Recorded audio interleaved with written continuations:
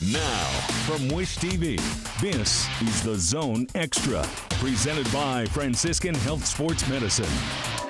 Coming up tonight, it's a week filled with great spring sports action across central Indiana. In the Coach's Corner, we're joined by the Hall of Fame head coach leading the Roncalli softball team.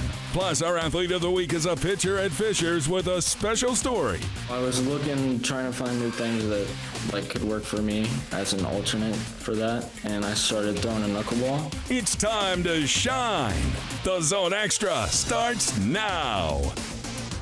Hey everybody, welcome into the Zone Extra. I'm Angela Moryan. What a great week of high school sports action there's been across central Indiana. We have a full show tonight, starting with the Coach's Corner. His Royals are unbeaten and top 5 ranked team in Class 4A. Roncalli softball coach David Lauck is here in studio for a conversation. Plus, our athlete of the week isn't letting a childhood accident hold him back on the diamond. Our Phil Sanchez has the story of Fishers pitcher Jason Johnson. And on campus, it's all about Iowa star and new member of the Indiana Fever, Caitlin Clark. She's the talk of the town and the talk of the country. But now let's take a look at this week in high school sports from right here in Indiana. In baseball, Saturday, it was a doubleheader as number 4 Noblesville took on Fishers in a pair of games. Second inning in the nightcap, Colin Brown with the grounder to short. The throw pulls the first baseman off the bag, and Ben Hammond scores for the Tigers. Game tied up at 1. Millers with the bases loaded in the third. The pitch bounces away from the catcher. Aiden Reynolds comes in to score. Noblesville back up front. Next at bat, Fishers tries to pick off the runner on third, but the ball gets away. Jacob Baker makes him pay. That's 3-1 as he comes in. 6th inning, Reynolds, a bloop to short right. It drops for a hit. That's what my dad calls a cheap hit. Another run scores and Noblesville wins 5-1. Monday, it was a Hamilton County clash as Westfield hosted number 2 Carmel. Bottom of the 4th, Matt Drozlek finds a hole on the right side. That drives a home in a run. Rocks lead 4-0. Carmel down 4 in the 7th, but Westfield with a wild pitch. Tyler Walkie scores. Ain't no walking in on that. It's a 3-run game. Later in the inning, it's 5-3, bases loaded, 2 outs. Joe Cunningham by the diving second baseman, 2-run score. We head to extras. 8th inning, bases loaded, Hound strike out, but the ball goes to the screen. Silas Neal scores. Carmel wins in a thriller, 6-5, the final. Class 4A, oh, it's so good in baseball. I know the season just started, but look at this gauntlet that you have in Indiana. Center Grove is number 1 in this week's coaches poll, followed by the Greyhounds of Carmel. Floyd Central, Noblesville, and Evansville North rounds out the top 5 for this week. Moving on to softball, where the weather hasn't always cooperated this spring. I mean, it's Indiana, right? But there's still plenty of great games that have happened across central Indiana last week. Friday, it was a Hendricks County game as Brownsburg hosted Tri-West. Scoreless in the top of the 5th, Emma Charles with a shot deep center field, and it's gone. Solo homer gives the Bruins the lead. Bottom of the inning, game tied. Zaylin Miles drops down the squeeze bunt. Kenzie Larkin scores. Brownsburg moves in front. Tri-West down 2 in the 6th. Not anymore. Audrey Lowry to left center. It's a 2-run shot for the Oklahoma commit. Tie game. Bottom 7, bases loaded. Ashley Sylvia drops down the bunt. Macy Twome beats the throw home. It's a walk-off winner for the Dogs. 4-3, the final. In the softball coaches poll for this week in 3A, it's topped out by number 1, Gibson Southern. New Prairie coming in at number 2. South Bend Riley at 3. Tri-West, they're cracked the top 5 at number 4. And Silver Creek is the 15 in this week's poll. Moving on to lacrosse, girls action Tuesday, Noblesville hosting Brebeuf. Game tied in the 2nd quarter. Miller's on the attack. Natalie Blackburn, she gets the goal to go here. Her 3rd of the half. Noblesville leads Move ahead to the fourth quarter. Miller's still in front. Marisha Wohler moving to her right. The shot, the goal, the win. The Millers get the 13-11 victory. Monday, it was Heritage Christian hosting Westfield. Fourth quarter, Eagles down 1. Bella Escoto. Nice move to get the score. Game's tied up. Later in the quarter, Heritage Christian has a penalty shot. Escoto again, a goal again. Her 5th of the game. The Eagles, they get a thrilling win. A lot of thrillers in this show, 9-8, the final. I gotta take a break from these thrillers, but we're gonna have much more ahead on Zone Extra when we come back. Up next, there he is in Coach's Corner. It's 4th-ranked Royals are off to another great start. Roncalli softball coach David Lauck is here in studio. And still ahead, a local pitcher isn't letting an accident as a child derail his dreams. We'll introduce you to our Athlete of the Week from Fishers High School. This is the Zone Extra, presented by Franciscan Health Sports Medicine. This is the Zone Extra Coach's Corner. Well, welcome back to the Zone Extra. Time for our Coach's Corner. Joining me now, a longtime friend of the show and now a Hall of Fame coach, Roncalli softball coach David Lauck. Coach, thanks so much for joining us tonight. There's so much to talk about with your Roncalli Royals. Such a historic domination, of course, over the last 3 years or so. What about this year's team, though? You lost some big-name seniors last year, like Keegan Rothrock. But what about this year's team? With your 5 seniors this year, makes this team different from the other years you've coached? Well, they've been teammates with that group before, so they're experienced. They've played in some big games already. They're varsity letter winners. They've played in front of big crowds, and they've also experienced the expectations of winning big games and losing big games. So, you know, we can talk about the past before, but this group's ready to move forward. We're going to talk about the past a little bit, though, Okay. with you, Coach. The group might move forward, but we're going to talk about it with you because last year, season ended in such heartbreak. Yeah. You were two-time state champions back-to-back before last year. You get to that state title game, go into extra innings, and lose against Penn. How have you seen this team respond to such a heartbreaking loss like that? Well, they don't like to talk about it, so it's hard to forget it, but they definitely don't like to talk about it. And we've talked about getting to that point, playing in a big game like that. We've also talked about giving credit to the other teams that obviously beat us last year and inevitably will probably beat us again this year too. So we just talk about never getting too high, never getting too low.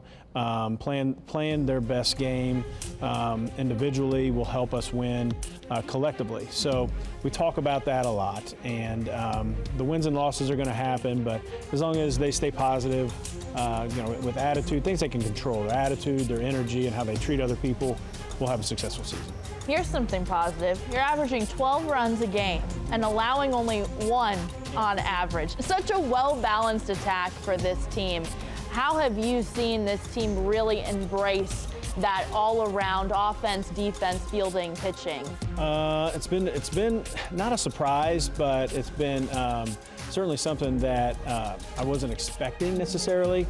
So I knew what the girls were capable of doing, and they have just kind of taken off these first 6 games. We've lost 2 games already to the rain, but you know, the 6 games that we have been able to play, it's been steady energy, consistent energy, and we've been getting contributions across the board. So I'm just super happy for them. I mean, as a coach, you know, you try to build these relationships, build the confidence with them, and to see them be successful is great. When you get to the state championship 3 years in a row, feels like there's not much to work on, but what have you been honing in on this season that you really focused on? Everything. So it's really kind of sparked my energy level as a coach to talk about cutoffs and relays and bunts and double steals and things like that maybe we took for granted the last few years, where you know, we were maybe going to give up a run if the other team was lucky. So you know, we worked a lot on just bunt coverages last year for so many practices, and I know that was boring. And I told the girls, like, this is boring.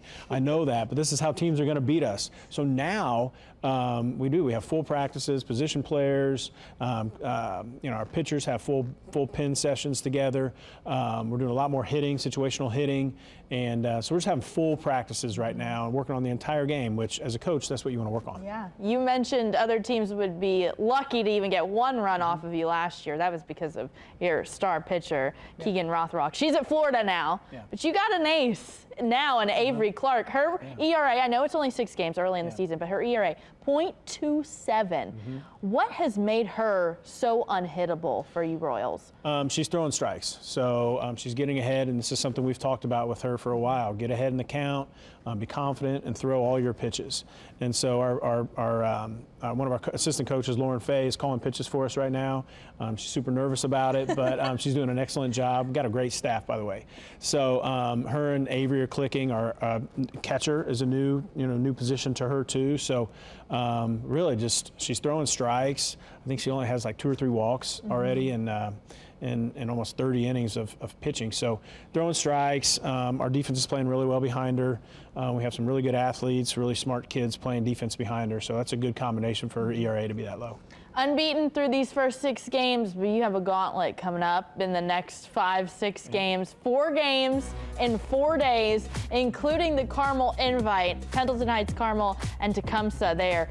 Then you have to go play Center Grove. Coach, what's your message to your team as you look at what is coming around the corner this week? Well, we talked about it today after practice. This is the challenge that we've been waiting for. The first 6 games so far, we've been the favored team.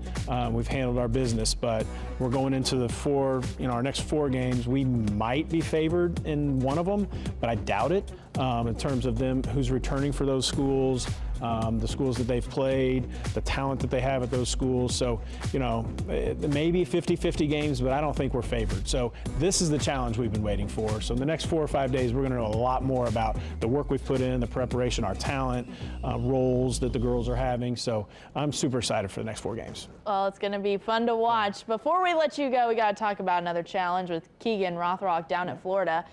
She's taken the SEC by storm. 2 no-hitters already, 3 complete game 1-hitters, which came just this Sunday, her 3rd one. I know you went down to see her during spring break. What was that trip like to see one of your former players play at such an elite level in the college sports? Well, first of all, you know a lot about me that I didn't know you would know, but good research by Mr. Eckstein. Yeah, producer Brian is coming in with the information here. Ask the question again. Keegan, you saw Keegan down at Florida. You drove from St. Petersburg to Gainesville. That's not a short drive. No. Just to watch her play in one of her series at Florida. Yeah. What was that like seeing her play there? It was super cool. All right, so we've got like probably 12 to 14 girls playing in college right now that have graduated in the last 4 or 5 years from Roncalli. So it is impossible, especially when you're coaching and you have your own kids. It's impossible to get to those games, and they understand that because we stay in touch. But to be in Florida, and we had a rental car, and my wife gave me the blessing to be able to drive and be away from the family wife's blessing. on spring break, mind you. So I was like, I have to take advantage of this. So I hopped in the car early Saturday morning. I knew there were some other Roncalli families that were on spring break that were going to be there. But yeah, to see her, it was her dream. So I've known her since probably 7th or 8th grade, and she knew she was going to Florida. And then as a coach of hers, to see everything that she went through in high school, and it wasn't always perfect for her.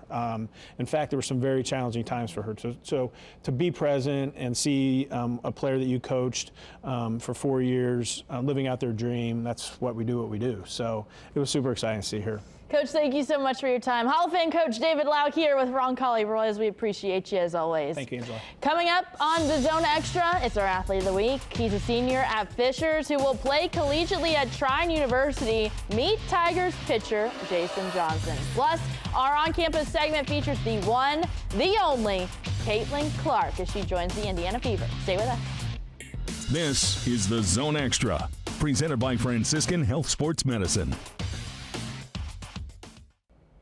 Welcome back into Zone Extra. A local baseball player isn't letting a lawn mowing accident derail his dreams. Fisher's senior Jason Johnson is a left-handed pitcher who turned his biggest obstacle into his biggest weapon on the diamond. Our Phil Sanchez has the story. There are a lot of life lessons taught in the game of baseball. For Fisher's left-handed pitcher Jason Johnson, those lessons came early. I was 5 years old. I fell off a lawnmower and there was no blade on it, and it took off my ring and pinky finger. His left hand, his throwing hand. Mom Marie remembers it clear as day. He was lifeline to Peyton Manning's hospital, and it ripped out his growth plates, but and then he had a lot of, it was really hard for him. 1 week later, he was out on the baseball field learning to play baseball. He told him that he had to be on the baseball field, and he had to learn to do everything right-handed. Jason eventually went back to throwing with his left hand, and what followed were years of perseverance, grit, and an unwavering love for a game that, like life, will humble you in a heartbeat. Clearly, you have overcome a lot. Take me through that. What has that been like? Blocking everything out and kind of just focusing on myself and just doing, learning to do things my own way and getting over the small little issues, letting them go past me, and just always looking forward, looking for opportunities, and just being grateful. Jason would later teach himself to throw a knuckleball, arguably one of the toughest pitches to master, and if done right, one of the hardest to hit. So something that you've had to learn, Jason, and your mom told me this via email. She said that you became a knuckleball pitcher, right? You've kind of perfected the knuckleball. Tell me about that a little bit. Well, I was trying to, I can't really throw a changeup like most people can with 5 fingers, because to throw a changeup in baseball, you need 5 fingers.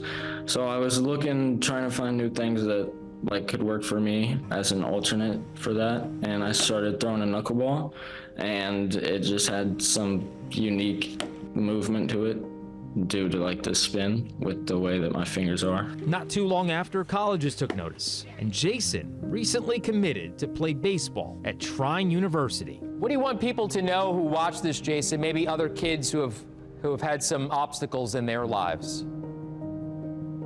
Just there's always going to be challenges and things you go through, but no matter what, you just got to believe in yourself, and if you believe in yourself and believe in what you want to do, then you can do anything you want to do. Jason says he plans on studying mechanical engineering at Trine and says he hopes his story can help inspire others who might also be facing adversity. It's time for a break. Still more to come here on the Zone Extra, including Caitlin Clark, because she's everywhere and she's right here on the show. Stay with us. This is the Zone Extra, presented by Franciscan Health Sports Medicine. With the first pick in the 2024 WNBA draft, the Indiana Fever select Caitlin Clark. It's the story everyone is talking about. Caitlin Clark is officially a member of the Indiana Fever. The team selected Clark, who starred at the University of Iowa Monday night with the top overall pick in the WNBA draft held in New York. After she was selected, I had a chance to go one-on-one with her to get her initial reaction of the night. I think I'm just excited about, going to Indianapolis, still kind of being in the Midwest, playing for an organization that cares so much about women's sports, women's basketball, but also has so much talent on their team and wants to get back to their championship ways. This organization has championship pedigree, and I couldn't be more excited to be a part of it. You said after your name was called that you earned this moment. What went into this behind the scenes to make you earn this? I think there's just the hard work. There's been so many ups and downs throughout my career, and obviously a lot of really great things over the course of the last 2 years. And I think the biggest thing is always believed in myself. I always had so much confidence, but that came from all the work that I put in, all the late nights in the gym, early mornings. That's always what my confidence stemmed from, and that's what I'm super proud of. I couldn't be more happy to join the Fever. There's been a lot of conversation about how your elite collegiate game will translate into the W. Aaliyah Boston, your now teammate, last year's #1 pick, she said what she's most excited about is your passing ability. How have you separated yourself as such an elite passer? Yeah, I think passing is something that you can't really teach. It's something you kind of have to have a knack for the game, have a high basketball IQ. So, I'm somebody that kind of sees the game develops at a faster pace than, everybody around me or before a play even develops. So I think as a point guard, getting to play with such a great post in Aaliyah is like, your eyes just light up. Home openers May 16th. Get your tickets now. We'll see you later.